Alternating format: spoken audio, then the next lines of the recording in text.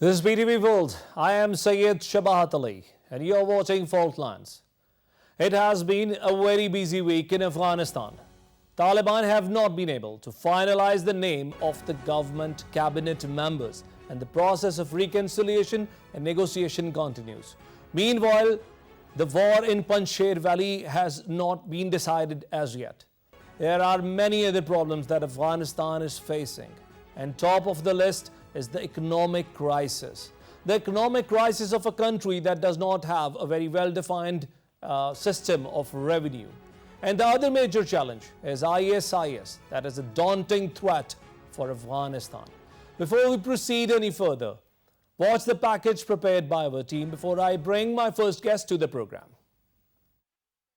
World's current focus is on the unfolding situation in Afghanistan, in which the Taliban are in control practically the entire country, except Panjshir and Badakhshan. In the post-US withdrawal Afghanistan, there are a few decisive factors that would craft the contours of future trajectory of war-ravaged country in coming weeks. Amid the questions shaping Afghanistan's future, the fight against ISKP, the fate of anti-Taliban resistance and economic prospects of country would purportedly be defining factors. As the anti-Taliban resistant pocket braces for new fight, Taliban are gearing up to form new government. According to the Afghan broadcaster Dolo News, new government was imminent, while Taliban's official Ahmadullah Muttaqi said on social media that a ceremony was being prepared at the presidential palace in Kabul. The legitimacy of the new government in the eyes of the international donors and investors will be crucial for the economy as the country battles drought and the ravages of a conflict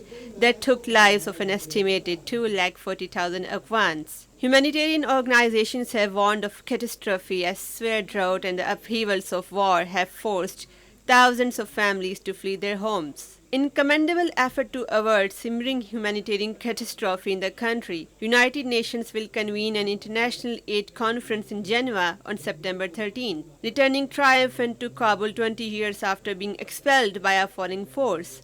The Taliban is now approaching other factions from the position of power. The only leverage left for the US and its Western allies is to try to pressure the Taliban by withholding international recognition or financial assistance. How successful that would be remains to be seen. Foreign Minister Shah Mahmood Qureshi reiterated that Pakistan would support any Afghan government that is backed by the people. Speaking at Pak Afghan Youth Forum's international conference titled Rebuilding Afghanistan Together, Zabiullah Mujahid, the spokesperson for the Islamic Emirate of Afghanistan, heaped praise on Pakistan for its long-standing contributions towards the people of Afghanistan. Ladies and gentlemen, my first guest in today's program is Dr. Waqar Ahmed. He is Deputy Executive Director of STPI, a famous and renowned economist of Pakistan. Dr. Saab, welcome to the program. Thank you. And the reason we have invited you in today's program specifically is that you have written back-to-back two articles in Arab News. We read both of them and found that there is a lot of meat in these two articles to talk about. But before we talk about these articles, tell us about the basic structure of Afghan economy. There is a lot of discourse around the political administration, but very few people have so far addressed the economic crisis that Afghanistan is facing at the moment. Yes, certainly. So before the Taliban took over, I think it's better to take a stock of the basic economic statistics where Afghan economy stood, It's an almost $20 billion of economy, according to the gross domestic product. They have decent foreign exchange reserves, however, lying in the US to the tune of $9 billion. The government budget which they manage, almost 80% of that is donor-led. So it is funded by development partners. They have managed to put in place a tax machinery, however, that only renders the rest of the 20% government expenditure which you have seen. Afghanistan has been trying to sort of raise its own production structures, manufacturing structures, bringing agriculture into value-added sectors, and processed food and agriculture industry is just about now starting to sort of take its roots, But that is more aligned to meeting domestic needs. If you look at Afghanistan's exports, they are still under billion. Roughly, they range somewhere between $700 to $800 million, depending upon the year we are talking about. However, their import needs are substantially large, almost to the tune of $6 billion US dollars. So that leaves quite a large current account deficit in any single year. Having said this, of course, this is how the economy is functioning. The other aspect is about economic institutions, which are supposed to build the economy, take the momentum forward, the capacities at the central bank or the Ministry of Finance or the tax office, these were just being built in the past 4 or 5 years. We have seen Afghans take over from, if I can say, foreign consultants or advisors who used to run these institutions, However, due to the current uncertainty, we have seen many of them leave the country, including the governor of the central bank as well. And now, of course, there will be a new team which will be taking over the governance of these economic institutions. So, Dr. Shab, you have also mentioned in your article, United Nations is publicly disseminating reports that the Taliban manage business operations worth $1.6 billion annually. That's unheard of. I mean, really, Taliban have the capacity to run economy as big as $1.6 billion. Yes. So I think the way they've been trying to run, or the way the UN report tries to map their interests, was that they had pockets of business around Afghanistan, but a large part of this business is outside of Afghanistan. So you would have members of Taliban who conduct their business sitting in Dubai, for example, Pakistan maybe, or for that matter, any other third country, But at the end of the day, of course, they had some semblance of a corporate structure which was able to finance their operations over the longer term. And of course, those interests come from mining sectors, they come from small-scale manufacturing. They've tried to distance themselves from, for example, the illicit trade during the recent years. Even when they took over, they said that we want to distance ourselves from any sort of narco operations and others, which is good news for the global community. Dr. Shab, I was going through a tweet by Mr. Atif Mia. He's a renowned economist of Pakistan. He says Afghanistan is experiencing the mother of all sudden stops, that is economic collapse, resulting from a sudden stop of foreign money. Which reminds me that when Taliban were last in control, there was no foreign aid coming to the country. The country was rather not even a part of any international financial monitoring mechanism. And now when Taliban are in the power again, there is a very different structure of economy in place, as you rightly mentioned. So tell us more about this economic collapse due to this sudden stop. What does this sudden stop mean, and how does it affect an economy? Yes, so 3 things. I think firstly, they cannot access the foreign exchange reserves which actually belong to the Afghan people. Those reserves are lying in the Western banks, of course. However, as your package also rightly pointed out, the West would be better off keeping their promise, because the promise was that, yes, you allow us a safe exit from Afghanistan, and there will be financial assistance coming, including the IMF's additional assistance, which is due to come to Afghanistan. So that's one part of it. Second is that there are new players in the region who are now aligned with Taliban, unlike the previous time they came to power. So you have some promises, which of course Taliban have met Beijing, Taliban have been meeting in Moscow. There are some promises from other powers who were not in the canvas as such, or didn't have a helping hand towards Taliban during the mid-1990s, the episode which you're talking about. So there is going to be some shift in the portfolio, and there could be others who would help them, not only just Russia or China, but also neighboring economies as well. We have seen Qatar help them with their aviation affairs. Turkey is on record to have said that they would be discussing something as well. Then finally, I think Taliban themselves have tried to do 2 things. One is to give confidence that we will not disturb our trade and investment relations with the world. And you have seen this. Torkham has seen transit and bilateral trade resume within hours of their takeover. And there hasn't been any disruption in bilateral trade. Likewise with other neighbors of Taliban as well.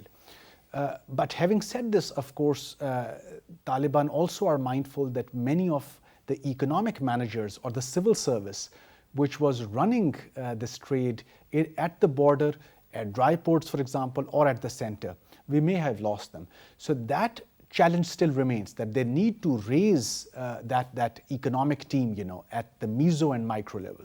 Dr. very rightly pointed out, and that reminds me that after 1973, if Panjshir goes to Taliban, this will be the first time that the entire Afghanistan will be under one flag. So Afghanistan has not been under a collective national umbrella for that long.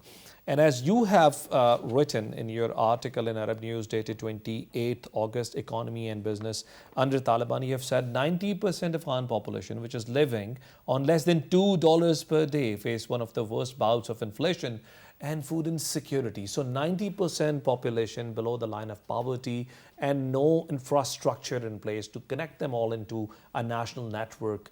Doesn't it make the challenge altogether more cumbersome? Absolutely. I think you're very right. And the fact that there's going to be temporary unemployment in Afghanistan, which is already set in, the link between growth and poverty, if growth can eventually bring people out of poverty, that link is employment. And that link is currently broken. And that will not just result in income poverty, that is going to result in food insecurities, in widening of various forms of inequalities as well.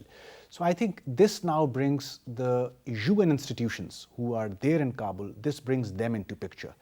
Now their responsibility certainly increases, and during the time people have lost their jobs or there's economic uncertainty until the time a new administration gives a new policy towards economic development, for example, these UN organizations need to run humanitarian affairs, one. Second, there has to be a coordinated effort. There's no doubt that you need a very superior donor coordination architecture on ground, because if there are pockets of food deficit, this food has to come from the neighbors. And while the neighbors are standing in to help, the needs assessment has to come out very quickly, which hasn't come about. So these are the concerns, and we really hope that UN plays their mandated role at this point. Dr. Saab, you have also pointed out in the same article that Pakistan has a very dominant role in this entire picture. You pointed out that not only Pakistan has an important role with regards to the trade that Afghanistan is doing, the imports and exports are being done through Pakistan, but also they have high hopes from China, Pakistan Economic Corridor. But I fail to understand, China-Pakistan Economic Corridor is connecting part of China with Gwadar. How does Afghanistan come into the picture? What is Afghanistan's stake into it, and how Afghanistan can get network to it? Because Afghanistan is not exporting anything substantial, no industrial products. These are mere fruits, rugs, carpets and stuff like that. That's a very good question.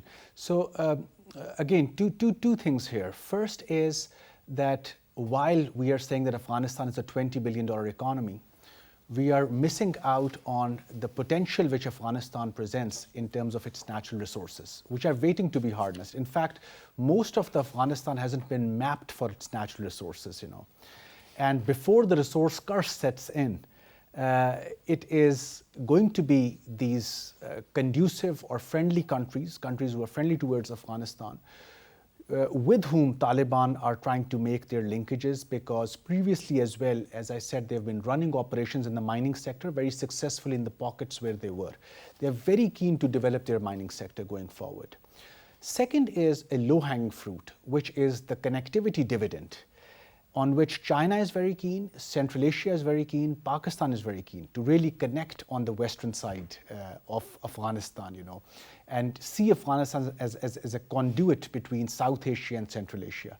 The low-hanging fruit here is that you allow for once trade to resume through Afghanistan and just take the transit fee.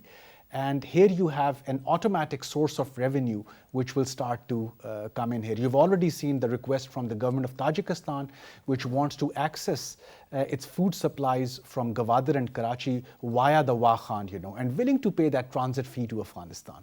So it's these kinds of innovative sources of income which Taliban are looking into, and this sort of automatically connects with the BRI ambition of China, which to some extent was sort of facing a slowdown in this part of the world because there was large investment in Pakistan.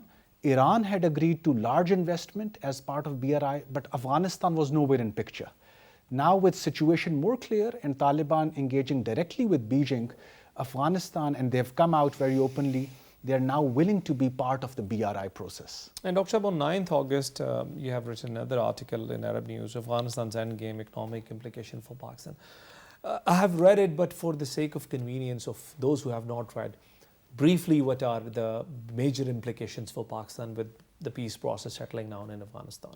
Yes, I think there are three areas where Pakistan had been very interested in the past decade and a half.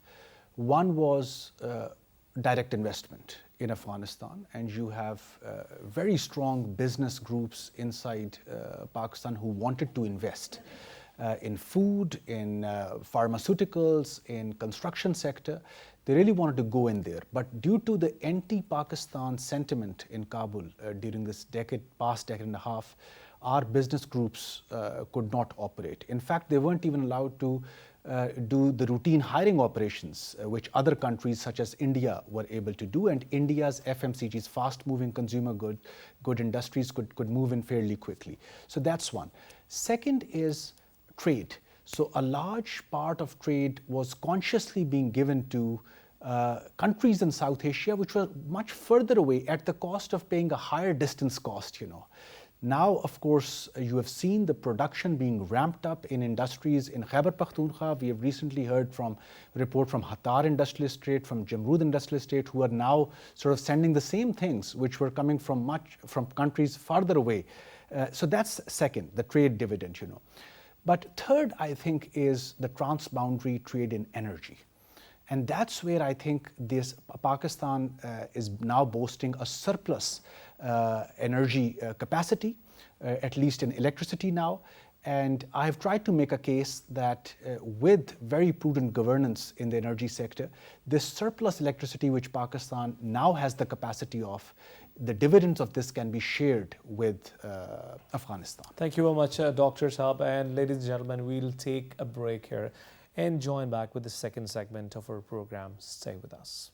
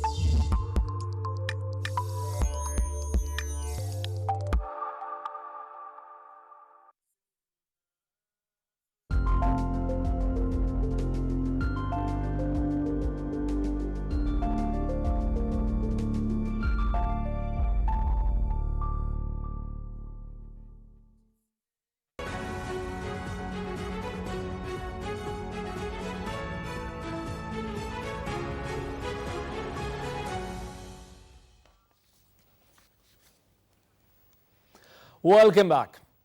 As I said in the introduction of the program, that the second largest threat for Afghanistan today is militancy and terrorism. While militancy and terrorism has always been associated with Taliban, now Taliban being in government, two back-to-back bomb blasts in Kabul city remind the entire world that the terrorism remains to be a problem, despite the fact that now Taliban are in charge of the affairs. According to the statement given by US President, there is a new organization known as ISISK, that is ISIS Khorasan faction, active since 2015, said to be responsible beyond these attacks. I've invited Dr. Mansoor Umar Khan. He's a professor of IR from Air University, has done his doctorate in international relations from Kassel University in Germany. Doctor, welcome to the program. Thank you for having me. And we are here talking about the serious threat of ISIS in Afghanistan. So while we were discussing Afghanistan in totality in the past, we never thought ISIS to be a serious threat. How serious this threat looks to you, being an expert of the subject? I think it's a threat that has to be taken serious. Just a few days ago, the U.S. General Kenneth McKenzie, actually in an interview mentioned that he himself believes that this threat is very serious, and he was, kind of vindicative in the way he was talking, and he was saying that the Taliban are going to have a tough job ahead of them because this organization, is going to try to disrupt everything, try to disrupt the government, try to attack civilians. They have already a terrible track record of, they blew up a hospital in Kabul not too long ago. Then, the airport, all these things, it's... also attacked on a school that right. We saw many small girls were being taught there, and they were among the casualties. Yes, they're absolutely ruthless. And we have seen this in the past as well. If we go back to, for example, Libya, where the Obama administration had to admitted that they used Al-Qaeda, against Gaddafi. So they're using those terrorists, which allegedly they're fighting against. And then if we go back to Iraq, we have ISIS there, Al-Nusra Front. This is basically a creation of the US, of the CIA. This is not, this is an open secret among those who, study this. So they're going to use these proxy terrorists, so to speak, to upset the situation in Afghanistan and to make it look like the Taliban are incapable of governing. And then again, they may have an opening to get back into the country, and they may have an excuse, a pretext for that. And like I said, this has been repeated in their wars in Libya. But Dr. Sab, even in its hometown, even in its heartland, that is Syria, ISIS has lost rounds against the coalition led by Iran and Syrian government and Russia, and they have not demonstrated any substantial strength thereafter. So how do you think in Afghanistan, where they do not apparently hold any specific piece of land, how serious threat would that be for Taliban, who are now in charge of almost everything? Well, it goes actually a bit further than that. For example, there is evidence that the U.S. has contacts within the Taliban. There are different factions also. The Taliban is not one monolithic bloc that operates in that way. So they will try to play off one faction against the other, even within the Taliban. And they have said this actually in certain statements that have come out. Analysts have said this. So we should not underestimate their capability. And again, as was said before, by The Economist, that the Taliban are going to depend a lot on foreign aid, foreign grants, loans. All this was what the U.S. has primarily been doing. So it's not that simple, I believe. They're going to use both these proxies, so to speak, and these militant groups, and their economic power in Afghanistan. So I believe that this is not going to be easy for the Taliban. Their biggest hope is China in that sense, as was already pointed out. If they can get the mines working, there's about 3 trillion of US dollars worth of all sorts of minerals, from copper to lithium to gold, so many different really strategic type of minerals. If they can get that working, they could find some independence economically speaking. So Dr. Sab, is this the reason that Taliban have said in a press statement that China is going to be one of the countries that is going to help Afghanistan economically, and because China has always needed these metals for its ever-growing industrial empire. Do you think it's a very logical connectivity between the two that can also benefit neighboring country Pakistan? Yes, I believe you're absolutely right there. I mean, the Taliban, if you look at it historically, they have always kind of tried to play their resources. Back then, if we go before 9/11, they were not only trying to deal with Unicol, the U.S. Gas company, construction company, they were also with Bridas, which was an Argentinian company, and they were trying to play the game on both sides, playing one off against the other to see what best deal they could get. They're doing a similar thing, I think, now with China, and maybe to some extent, let's see how Russia may fit into the picture. But certainly China, they're trying to tell the U.S. in that sense that we don't depend only on this. And again, they're quite conscious of their mineral wealth, and they want to get that going. And I think that's where the U.S. is also feeling a bit maybe insecure, that if China comes in, and there's another plan to use Afghanistan, if the Chinese can use Afghanistan and use their own pipelines, they can go to Iran. And Iran has the second largest gas reserves in the world, and they have plenty of oil, as we all know. So that's another strategy they may be using. And then, as you said, to make Afghanistan truly a hub of Central Asia and South Asia, especially Pakistan, that would be a win-win situation for everyone involved in this region, except for the U.S. Americans, of course. I'll come back to this one later, Dr. but it's a very pertinent question, and you being the subject expert can perhaps help us to understand it better. So 20 years of war, $2 trillion spent, at some time more than 300,000 boots on ground. Use of ruthless, brute kinetic force that has killed, I don't know how many, hundreds and thousands of people on the both sides of the borders. At some point, they were also bombing inside Pakistan as well. Has not yielded any result. At any stage, United States has not been able to have the occupancy, to have the administrative control of entire Afghanistan, leaving it to Taliban finally. And Taliban, meanwhile, in just matter of a month or a month and a half, have control of almost the entire country, something the most powerful army of the world has not been able to do at any point in the last 20 years. Now, my question here is, do you think this being clubbed with all previous wars that they have fought after the Gulf War that you were talking about in the previous program, do you believe that it is end of era of hard power for United States that has been tremendously counting on its military abilities to settle international disputes? Yeah, that's a very good question. I believe we have to, although, look at the military-industrial complex. If you go before around 2001, you look at the stock of Boeing, of Raytheon, of General Dynamics, Grumman, Northrop. All those companies, that stock has gone up 10 times or more, So the military-industrial complex was very much in favor of keeping this war going. One could question, what are the results on the ground, because it didn't look favorable for the U.S. since this war started, basically. They had a quick victory over the Taliban, and then it was just, it seemed like a war of attrition that would just go on and on and on. But the military-industrial complex can never be counted out. They made a huge killing, so to speak, and they got filthy rich off of it. But now, of course, U.S. military power is seen the world over as not very effective, as you pointed out. In Iraq already, it didn't seem that well. They fought for many years there. Then you had Afghanistan, of course. These two wars seem to point out that the hard military kinetic power cannot do that much, actually, which is somewhat surprising. But I think that what the U.S. is trying to do now is they're trying to be a bit more clever about it and use those proxy forces.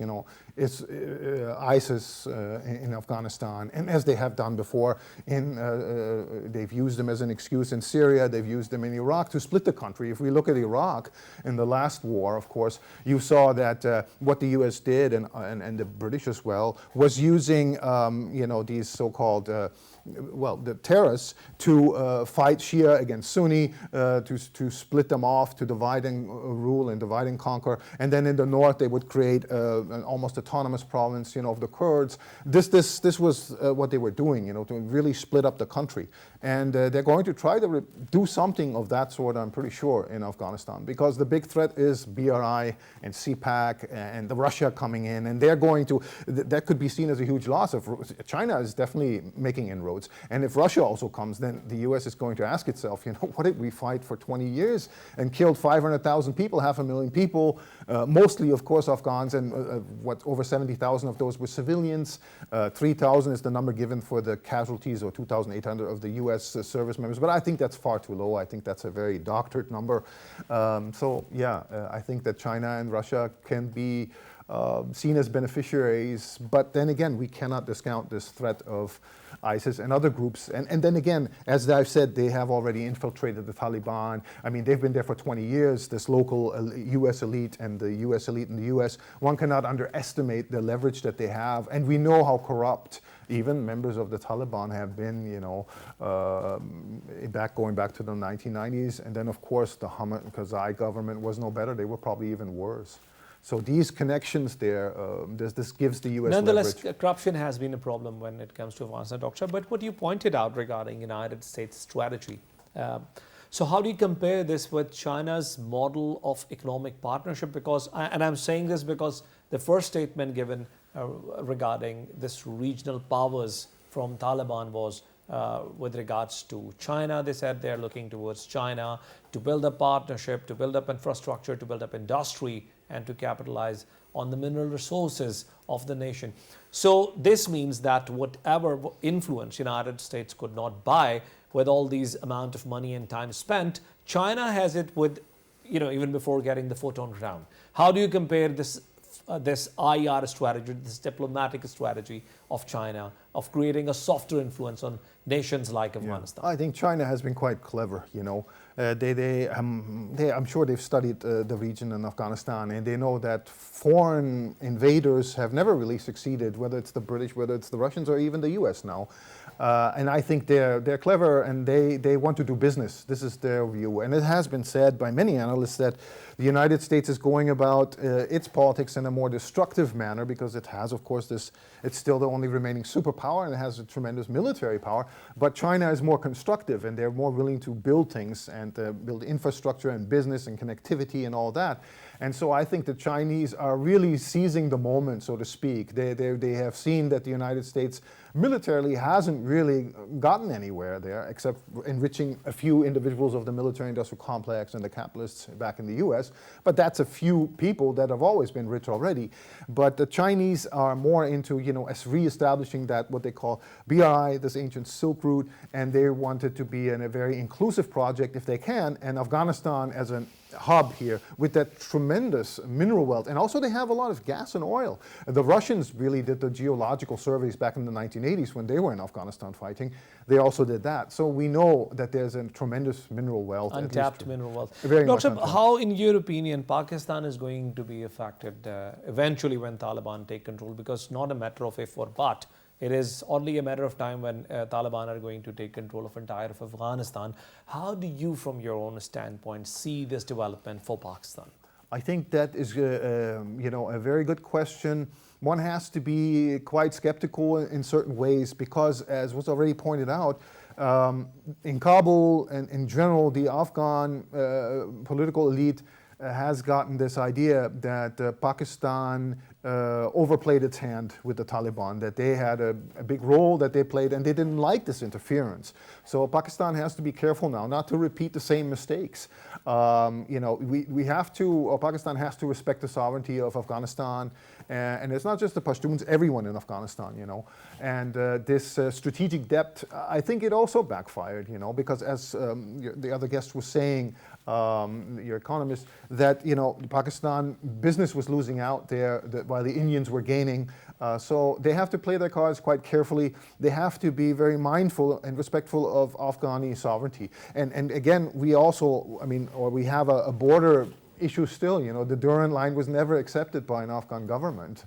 So one has to be very careful here. But I think if the cards are played right, then Pakistan can gain and can win to a certain extent. But Dr. Saab, what you have just pointed out were all because of the massive influence of the Indian lobby in the power corridors of Afghanistan, of particularly Kabul.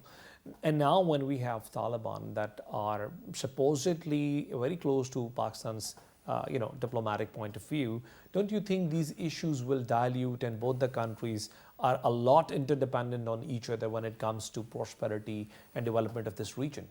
Yes, certainly. They are, next door neighbors, so to speak, and there's certainly a great economic potential between Pakistan and Afghanistan. And Afghanistan needs Pakistan. It's a landlocked country. It doesn't have an outlet to the Indian Ocean. It needs it. Otherwise, it has to go via Iran. But there have been, religious and other differences and political differences with Iran. So I think this is a definite opportunity for Kabul and Islamabad to get a trade going, to get investments into Afghanistan. Pakistan had invested in the past, but it wasn't really enough in that sense. And India always bested Pakistan's effort because simply they had more capital.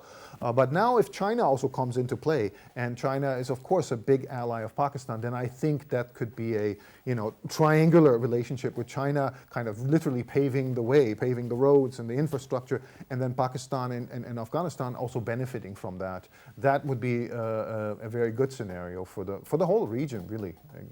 Doctor, being an expert of American foreign policy, what do you think America's foreign policy is going to be toward Pakistan now when its interest from Afghanistan is almost over? It doesn't have any military power left there.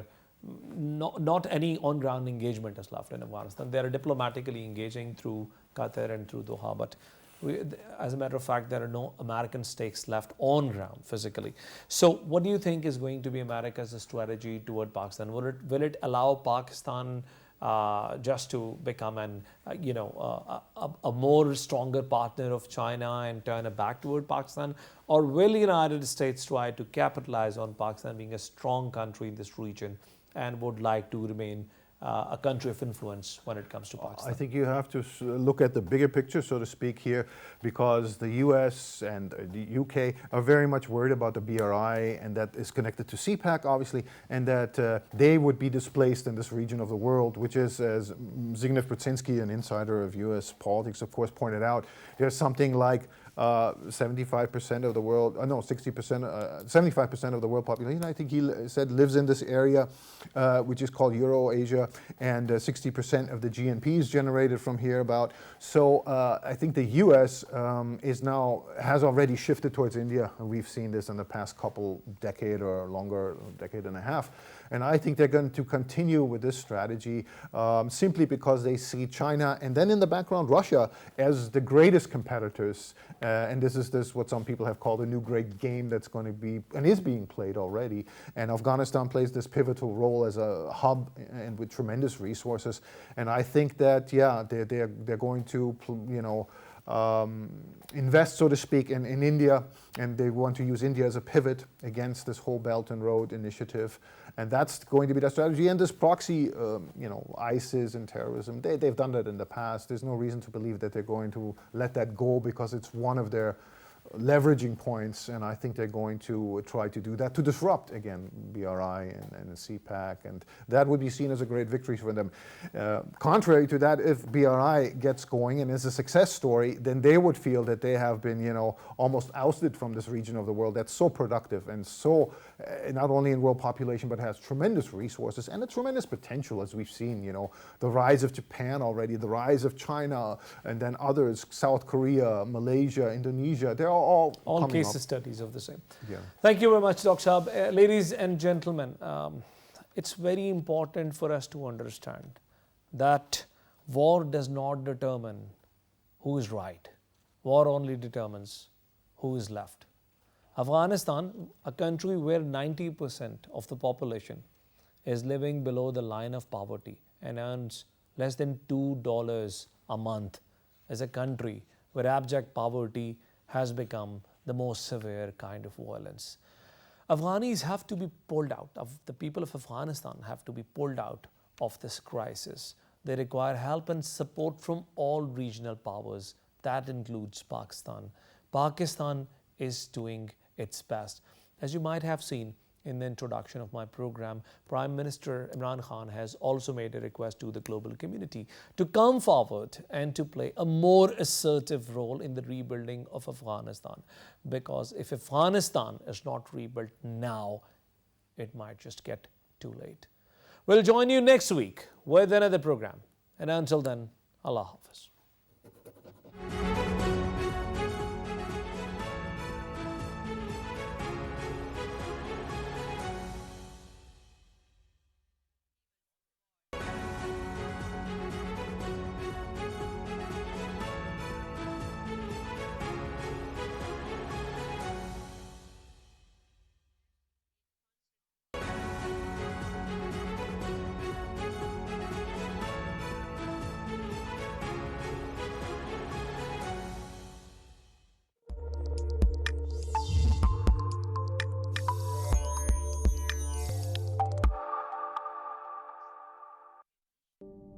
बचपन में कागज के जहाज उड़ाना, गली में हाथों को यूं फैलाना कि जैसे अभी हवा में उड़ जाएंगे, बड़ों से सुने आलम और रफीकी के किस्से, कुछ उन्हीं जैसा कर जाने का जुनून।